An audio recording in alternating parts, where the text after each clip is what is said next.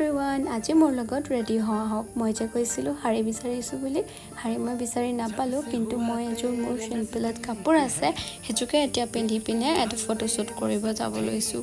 আৰু মোক এটা সাউথ ইণ্ডিয়ান লুক ক্ৰিয়েট কৰিবৰ কাৰণে বিশেষকৈ এখন শাৰীৰ প্ৰয়োজন হৈছিলে তো এতিয়া একো নাই এইযোৰে মই